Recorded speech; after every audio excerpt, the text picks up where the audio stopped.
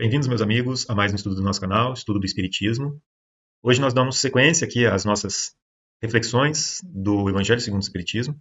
Nós estamos no capítulo 26, Dai gratuitamente o que gratuitamente recebestes. Nós vamos falar hoje sobre a mediunidade gratuita. Antes de entrar neste tema, que é um tema muito esclarecedor para todos nós, eu vou trazer aqui, nós vamos trazer aqui uma leitura de um capítulo, bem breve, de um capítulo do André Luiz, que está lá no livro Os Mensageiros. Este capítulo vai nos auxiliar a entender as consequências do mau uso da mediunidade no sentido de agariar vantagens materiais, que está justamente associado a essa questão, de utilizar da faculdade mediúnica com os propósitos de auxiliar os outros, a consolar os encarnados ou desencarnados e como meio de propagação dos conhecimentos espirituais. Nunca como forma de agariar valores, sejam valores monetários, para o enriquecimento, ou mesmo também no aspecto de ganhar reconhecimento ou ganhar prestígio por algo que nos foi concedido como um meio para que nós possamos, além de auxiliar os outros, nos processos evolutivos espirituais deles, também avançar no nosso caminho espiritual. Então a mediunidade tem como esses os propósitos de auxiliar, de esclarecer encarnados, desencarnados, de propagar a fé, de auxiliar aqueles que estão, de uma certa maneira, perdidos no seu caminho, a reencontrar o caminho que vão permitir que eles se enriqueçam espiritualmente, de valores do espírito imortal, não de valores monetários, E não podemos utilizar a mediunidade para isso. Então, para ilustrar as consequências do mau uso da faculdade mediúnica e da seriedade que isto nos deve estar sempre na nossa compreensão, e é isso que o Kardec também vai trabalhar aqui nesse texto, vamos ver aqui no livro Os Mensageiros, esse capítulo 8, que demora 2 minutos para a gente ler aqui. Ele trata do desastre de Acelino. Nesse livro tem muitos relatos importantes de médiuns que fracassaram, de dialogadores que fracassaram. Fracassaram em qual sentido? Eles estão lá no plano espiritual, por exemplo, numa colônia como o nosso lar, onde esses espíritos, na erraticidade, se preparam para exercer um trabalho vinculado a estes propósitos, como o exercício da mediunidade, no trabalho para o esclarecimento dos encarnados e desencarnados, nesse último caso, como um dialogador, por exemplo. Então, lá no plano espiritual, a gente pode vir a se preparar para o exercício dessas faculdades durante a nossa encarnação, durante a nossa vida no plano material. E aí, quando a gente se prepara, nós temos o amparo de muitos amigos espirituais que confiaram no nosso trabalho. Obviamente, Deus e Jesus nos permitindo ter esta oportunidade bendita para o exercício, com propósitos nobres, de enriquecimento espiritual. E aí, quando a gente encarna, nós vamos lidar com muitas dificuldades que estão associadas à nossa imperfeição espiritual. Então, as nossas mazelas espirituais, que são consequência do nosso próprio passado espiritual. São reflexos, melhor dizendo, são reflexos do nosso próprio passado espiritual. Elas são características que nós precisamos trabalhar. Mas muitas das vezes, devido à nossa própria imperfeição, a gente acaba nos equivocando. Então, pode ser que esses tropeços nos levem a caminhos muito perigosos. E é esse um dos exemplos que esse nosso amigo, o Acelino, vai nos retratar. Mas antes de começar, eu gostaria de lembrar que apesar de a gente estar lendo a história de uma terceira pessoa, esta história deve ser colocada para nós, porque somos passíveis do erro. Se nós não nos atentarmos, nós podemos cair no mesmo erro. Por isso que nos é aconselhado: espíritas, amai-vos, este é o primeiro mandamento. Instruí-vos, este é o segundo. Porque a gente precisa sempre, além do exercício do amor, também estudar, também compreender melhor. A gente precisa se empenhar nesta compreensão para que a gente esteja sempre esclarecido do caminho que nós estamos tomando. É como Jesus nos aconselhou: orai e vigiai.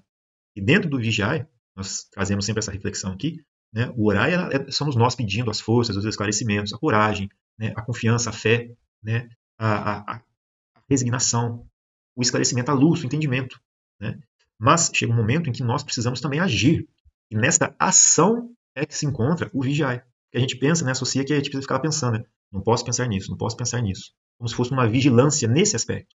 Mas a vigilância, ela também pode ser compreendida como um ato ou como uma série de atos do nosso dia a dia que nos vão trazer uma melhoria espiritual. E esta melhoria espiritual é que vai permitir que a gente, né, esteja mais em contato com os bons espíritos que nos vão assistir, né, que nos vão auxiliar. Né, e essa própria transformação dentro de nós, fruto desta nossa escolha, dessa nossa ação, é o que nos transforma. E essa transformação permite que a gente vá se desvencilhando das nossas imperfeições.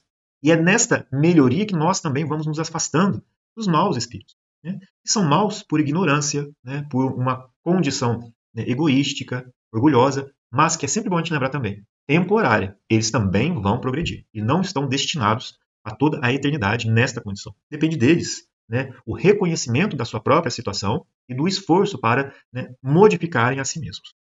Né? Então, compreendendo tudo isso, sabendo da necessidade desta vigilância, desta ação, e aí então a gente pode ler este capítulo, compreender que também é destinado a nós, principalmente, hoje no nosso estudo, para os médiuns, né? Para aqueles que trabalham, exercem alguma atividade, né, de alugação, né? Enfim. E lembrando também, mediunidade não é restrita ao espiritismo. Mediunidade não é destinada ou restrita, não está restrita aos espíritas. Mediunidade se encontra em todos os lugares, em todas as religiões, mesmo pessoas que não pessoas que não estão ligadas a alguma religião. A mediunidade é uma faculdade que permite que a pessoa encarnada seja um intermédio para que um espírito, né, ou seja, um ser que está no plano espiritual, possa transmitir a sua mensagem, ou possa agir de alguma maneira. Então é importante lembrar, mediunidade não está só no espiritismo. Então vamos ler aqui, né? Capítulo 8. Lá o André Luiz, né, ele está, né, junto com os instrutores, ele está acompanhando uma série de relatos. É muito interessante porque nesses relatos aqui que ele está narrando um por um aqui, né? Tem os vários desastres, os tropeços, né? E é sempre bom a gente lembrar, né? Apesar dos nossos equívocos, dos nossos erros, a porta nunca se fecha para nós. Deus é sempre misericordioso e nos concede sempre os meios adequados a nós para que a gente possa reconhecer, para que a gente possa aprender e para que a gente possa corrigir, né? E melhorar, né? Progredir. Então vamos lá. Começa assim. Ia dirigir-me a Otávio novamente, quando alguém se aproximou e falou ao ex-médium, com voz forte. Não chore, meu caro. Você não está desamparado. Isso tudo aconteceu lá no plano espiritual, tá? Lá no plano espiritual. Além disso, pode contar com o devotamento materno. Vivo em piores condições, mas não me faltam esperanças. Sem dúvida, estamos em bancarrota espiritual. No entanto, é razoável aguardarmos, confiantes, novo empréstimo de oportunidades do tesouro divino. Deus não está pobre. Né? Sempre uma nova oportunidade para todos nós. Voltei-me surpreendido e não reconheci o recém-chegado. Dona Isaura fez o obséquio das apresentações. Estávamos diante de Acelino e partilhara a mesma experiência. Fitando, triste, Otávio sorriu e advertiu. Não sou um criminoso para o mundo, mas sou um falido para Deus e para nosso lar. Sejamos, porém, lógicos, revidou Acelino, parecendo mais encorajado. Você perdeu a partida porque não jogou. E eu a perdi jogando desastrosamente. Né? Então está falando do exercício da faculdade mediúnica. Né? Falando para o Otávio aqui que ele não jogou a partida, mas que ele jogou, mas errou desastrosamente. E ele conta as consequências. Tive 11 anos de tormento nas zonas inferiores. Sua situação não reclamou esse drástico. Mesmo assim, confio na providência. Nesse instante, interveio Vicente, acrescentando. Cada um de nós tem a experiência que lhe é própria. Nem todos ganham nas provas terrestres. E voltando-se de modo especial para mim, aduziu. Quantos de nós, os médicos, perdemos lamentavelmente na luta? Né? Então, falando para o André Luiz, né? Fazendo ele recordar ali da posição que ele havia tido na sua encarnação anterior, né, a essa passagem no plano espiritual, na qual ele fora médico. Né? E aí ele continua. Depois de concordar, trazendo à baila o meu próprio caso, objetei. Seria, porém, muitíssimo interessante conhecer a experiência de Acelino. Teria sofrido o mesmo acidente de Otávio? Creio de grande aproveitamento penetrar essas lições. No mundo, não compreendia bem o que fossem tarefas espirituais. Mas aqui a nossa visão se modifica. Há que cogitar do nosso futuro eterno. Acelino sorriu e obtemperou. Minha história é muito diferente. A queda que experimentei apresenta características diversas e, a meu ver, muito mais graves. E atendendo-nos à expectativa, prosseguiu narrando, que ele vai contar a história. Também parti de nosso lar, no século findo, após receber valioso patrimônio instrutivo dos nossos assessores. Ou seja, né, ele se preparou, né, para a encarnação. Segui enriquecido de bênçãos. Uma de nossas beneméritas ministras da comunicação presidiu, em pessoa, as medidas atinentes à minha nova tarefa. Não faltaram providências para que me felicitassem a saúde do corpo e o equilíbrio da mente. Após formular grandes promessas aos nossos maiores, parti para uma das grandes cidades brasileiras, em serviço de nossa colônia. O casamento estava em meu roteiro de realizações. Ruth, minha devotada companheira, incumbir-se-ia de colaborar comigo para melhor desempenho das tarefas. Ou seja, né, ele partiu e tinha esse compromisso com a mediunidade, que vai ficar mais claro aqui para nós daqui a pouquinho, mas ele também tinha no roteiro dele o casamento, olha só. Interessante, né? O casamento estava no roteiro de realizações dele. E aí continua aqui. Cumprida a primeira parte do programa, aos 20 anos fui chamado à tarefa mediúnica, recebendo enorme amparo dos benfeitores invisíveis. Recordo ainda a sincera satisfação dos companheiros do grupo doutrinário. A vidência, a audição e a psicografia que o Senhor me concedera por misericórdia, constituíam decisivos fatores de êxito em nossas atividades. A alegria de todos era inexcedível. Né? Então, ele começou bem. Ele começou aqui, olha, trabalhando. Né? As faculdades que ele havia recebido, a vidência, a audição e a psicografia, constituíam fatores de êxito nas atividades que ele desempenhava ali dentro do grupo em que ele se encontrava. Mas vejam, né? Foi uma misericórdia de Deus que permitiu que ele tivesse essa oportunidade. E a gente sabe que essas oportunidades que nos são concedidas, principalmente com o trato com a mediunidade, né, o trato com o invisível, são empréstimos que nos são concedidos, oportunidades que nos são concedidas, que nos permitem, né, resgatar grandes equívocos do passado. E, ao mesmo tempo, nos auxiliam a progredir mais depressa. É uma grande provação, porque é desafiador, né? Como nós vamos ver aqui. Mas é também uma fonte de bênçãos, se bem utilizada, como ele está colocando aqui. Né? A alegria de todos era inexcedível. Entretanto, apesar das lições maravilhosas de amor evangélico, inclinei-me a transformar minhas faculdades em fonte de renda material. Né? Então, aqui começa o grande equívoco da parte dele. Né? Deixa eu tirar isso aqui. Aqui começa o grande deslize da parte dele. Não me dispus a esperar pelos abundantes recursos que o Senhor me enviaria mais tarde, após meus testemunhos de trabalho, e provoquei eu mesmo a solução dos problemas lucrativos. E olha só a pergunta que ele traz. O raciocínio, a forma como ele narra o raciocínio que ele tinha lá naquela época. São pensamentos que nós precisamos estar muito atentos também. Olha só o que ele pensava. Não era meu serviço igual a outros? Não recebiam os sacerdotes católicos romanos a remuneração de trabalhos espirituais e religiosos? Se todos pagávamos por serviço ao corpo, que razões haveria para fugir ao pagamento por serviços à alma? Amigos inscientes do caráter sagrado da fé aprovavam minhas conclusões egoísticas. Olha só. Admitíamos que, no fundo, o trabalho essencial era dos desencarnados, mas também havia colaboração minha, pessoal, como intermediário, pelo que devia ser justa a retribuição. Esse é o pensamento dele. Né? E olha só, a gente não está desamparado. Olha só. Debalde, movimentaram-se os amigos espirituais, aconselhando-me o melhor caminho. Em vão, companheiros encarnados chamavam-me a esclarecimento oportuno. Né? E o que é isso aqui que a gente está vendo? Né? O Kardec trata muito bem disso lá no capítulo da obsessão, no livro dos médios, principalmente quando fala da fascinação. Olha lá. Em vão, companheiros encarnados chamavam-me a esclarecimento oportuno. Agarrei-me ao interesse inferior e fixei meu ponto de vista. Ficaria definitivamente por conta dos consulentes, né, das pessoas que iam lá consultar com ele.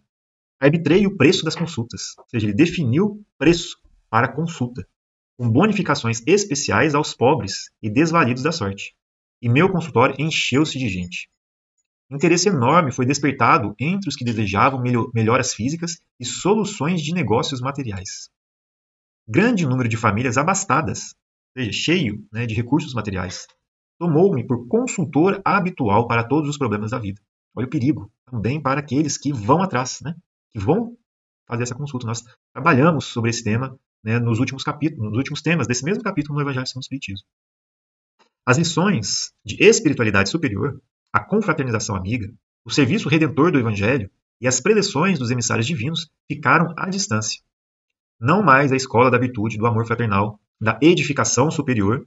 Né? Olha aqui os objetivos, né, de ser alcançados com essas possibilidades. Olha só, lições de espiritualidade superior, confraternizações amigas, serviço redentor do Evangelho, né? Escola da virtude, amor fraternal, edificação superior. Então, não mais isso. Não mais a escola da virtude, do amor fraternal, da edificação superior. E sim a concorrência comercial, as ligações humanas, legais ou criminosas, os caprichos apaixonados, os casos de polícia e todo o cortejo de misérias da humanidade, em suas experiências menos dignas. Transformara-se completamente a paisagem espiritual que me rodeava. A força de me cercar de pessoas criminosas, por questões de ganho sistemático, as baixas correntes mentais dos inquietos clientes encarceraram-me em sombria cadeia psíquica. Né? Olha o que ele está criando para ele mesmo. Né?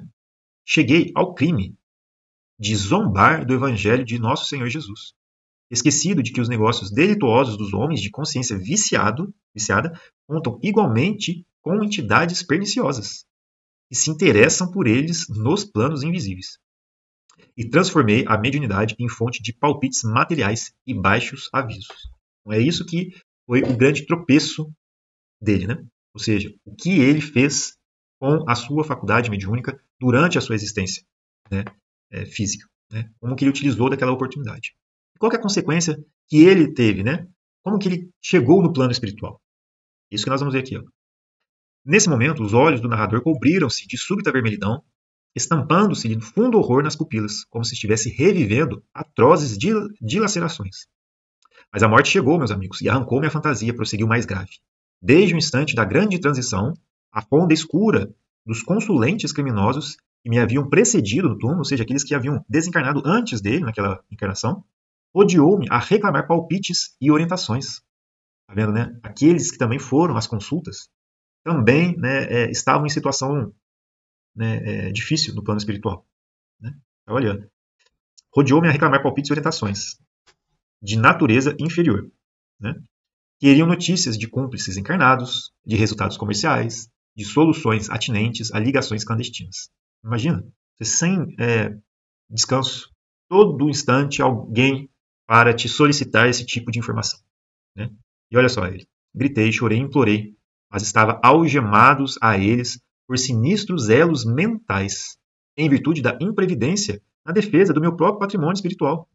Ou seja, durante a encarnação dele, ele não criou para si uma atmosfera espiritual, né, que garantisse a ele essa proteção. Ou seja, ele não trabalhou por agariar esses valores para si mesmo, no intuito de progredir espiritualmente.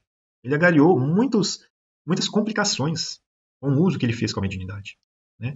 Durante 11 anos consecutivos, espiei a falta entre eles, entre o remorso e a amargura.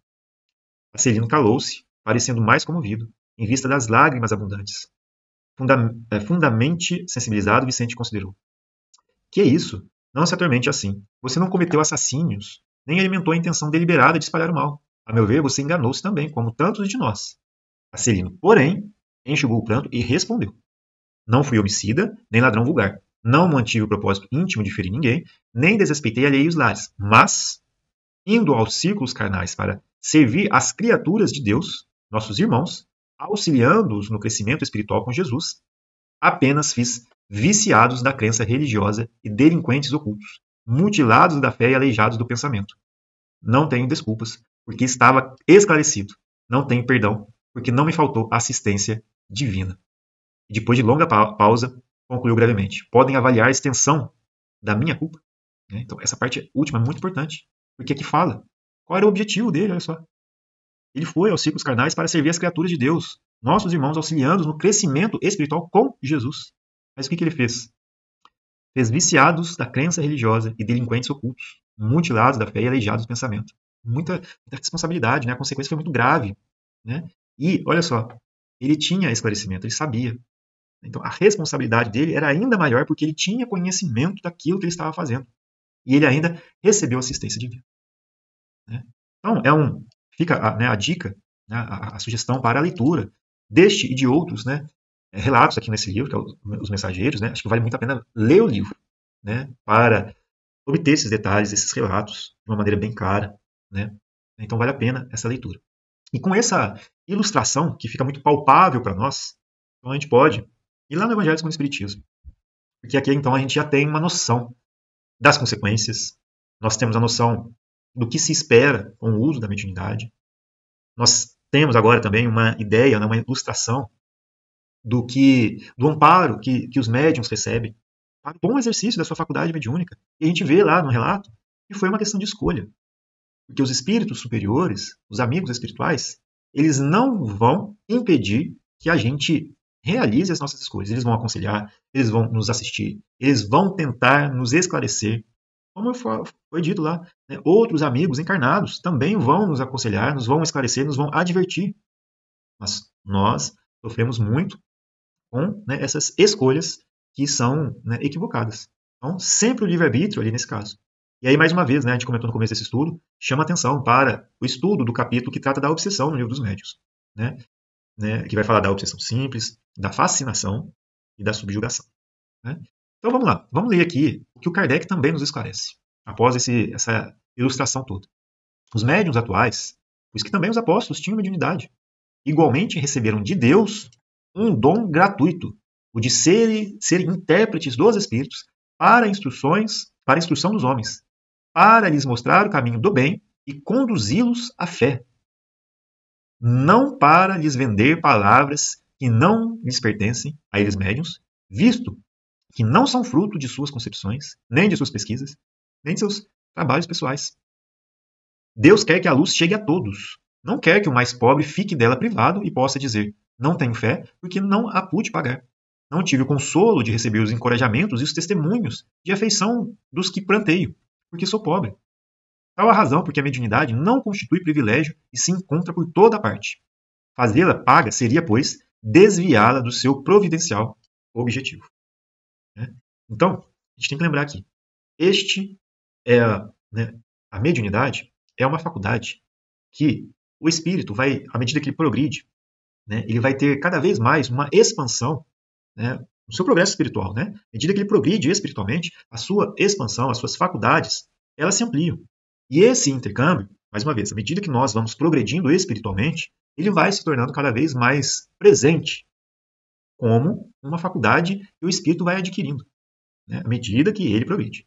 Mas no nosso caso, né, vamos considerar que nós estamos trabalhando com a mediunidade, exercendo a faculdade mediúnica, seja, mais uma vez, nos centros espíritas, né, onde a gente tem esse direcionamento muito claro, através das obras, né, do Kardec, o Livro dos Médiuns, a fonte básica para o estudo da mediunidade.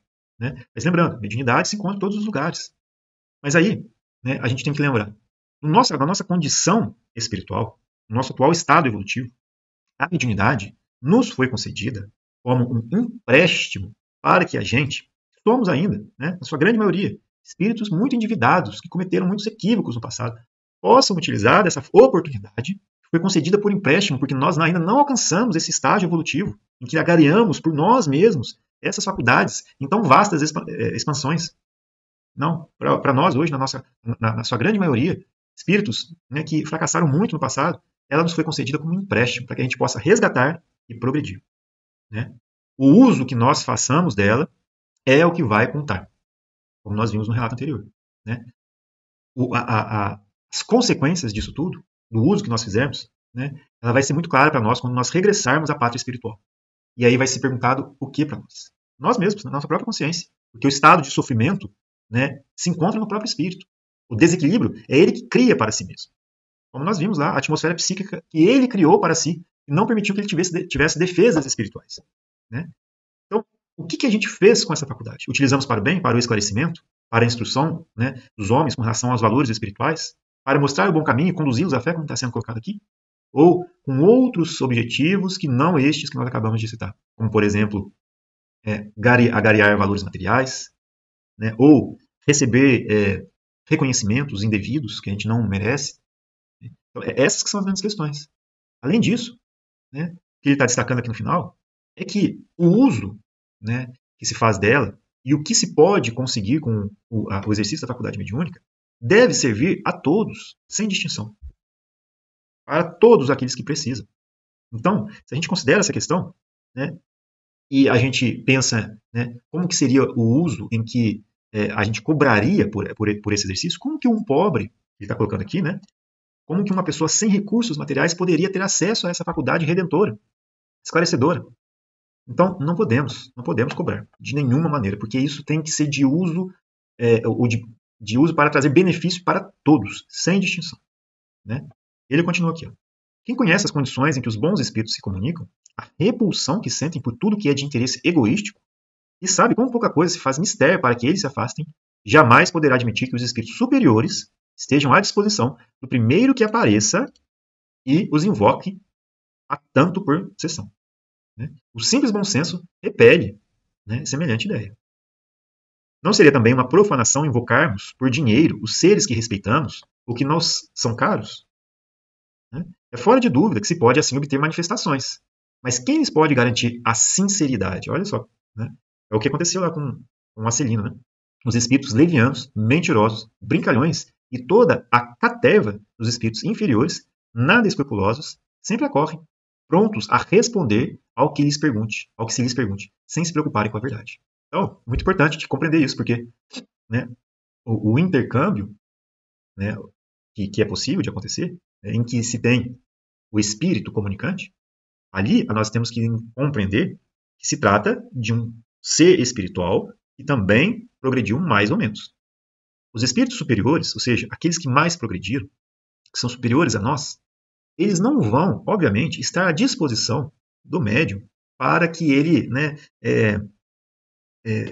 seja consultado em uma dessas sessões pagas. Né? Ele não vai estar disponível. Porque, como ele colocou aqui, né, os espíritos superiores eles têm repulsão por esse interesse egoístico.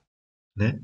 É como se nós, vamos perguntar para a gente, vamos supor que uma pessoa, né, qualquer, ligasse para nós, olha, eu queria que você me desse um conselho aqui para mim. Né? Porque tem uma pessoa que está me pagando por um conselho e eu sei que você pode me dar esse conselho. Né? E aí você dá o conselho. Daqui 5 minutos ela liga, olha, estou aqui pedindo um outro conselho para você. Me dá um conselho aqui. De noite, né, 2 da manhã, aqui, eu estou, né, te ligando aqui para te pedir um outro conselho. E aí você vai falar assim, olha, isso não está certo. Né? Eu não suporto isso. Né? Não é para isso que eu gostaria de auxiliar, para o seu enriquecimento material. Se a gente, pensando dessa maneira, já tem uma repulsão por esse tipo de atitude, imagine, né, os espíritos superiores que têm como interesse nos auxiliar no nosso progresso espiritual. E além disso, né, eles, apesar de nos auxiliarem a conseguir enxergar melhor, eles vão também deixar que as consequências, né, que a gente faça as nossas escolhas e também sofram as consequências dos nossos atos para que a gente também possa aprender. É um processo de aprendizagem, né, até que a gente caia em si, no erro que nós estamos cometendo. Né? Então, olha só, quem pois deseja comunicações sérias deve, antes de tudo, pedi-las seriamente e em seguida inteirar-se da natureza das simpatias do médium com os seres do mundo espiritual. Ora, a primeira condição para se granjear a benevolência dos bons espíritos é a humildade, o devotamento, a abnegação, o mais absoluto desinteresse moral e material. Nós estávamos falando. Sem nenhum tipo de interesse de ganho material, de enriquecer, seja também algum ganho nesse aspecto de reconhecimento, né, de criar ali para nós essa áurea de um reconhecimento, né, que nos inflam a vaidade, nos alimentam o orgulho. Né? A gente quer ser reconhecido ali por isso. Não. Os espíritos bons, os espíritos superiores, eles não estão à nossa disposição para isso. Né? E se a gente quiser a assistência desses bons espíritos, a gente precisa ter esse desinteresse, tanto moral quanto material. É isso que nós estávamos falando. A faculdade mediúnica ela pode continuar a existir. Né? Mas quem vai se aproximar então? São os espíritos levianos, mentirosos, né? os brincalhões, como está colocado aqui. E vão trazer informações, né, simplesmente para se divertirem às custas da situação. Mas as consequências são muito mais graves, como nós vimos ali anteriormente no caso da Celina. Então, vamos ver se a gente termina aqui a leitura, né, rapidinho, acho que vai durar aqui alguns minutinhos. A parte da questão moral apresenta-se uma consideração efetiva, não menos importante, que entende com a natureza mesmo da faculdade. A mediunidade séria não pode ser e não o será nunca uma profissão. Não só porque se desacreditaria moralmente, identificada para logo com os dos ledores da boa sorte, como também porque um obstáculo a isso se opõe. Né? Qual o obstáculo? É que se trata de uma faculdade essencialmente móvel, fugidia, imutável, cuja perenidade, pois, ninguém pode contar. Ou seja, né, a faculdade ela se transforma, ela vai mudando à medida do uso que nós fazemos dela. Né?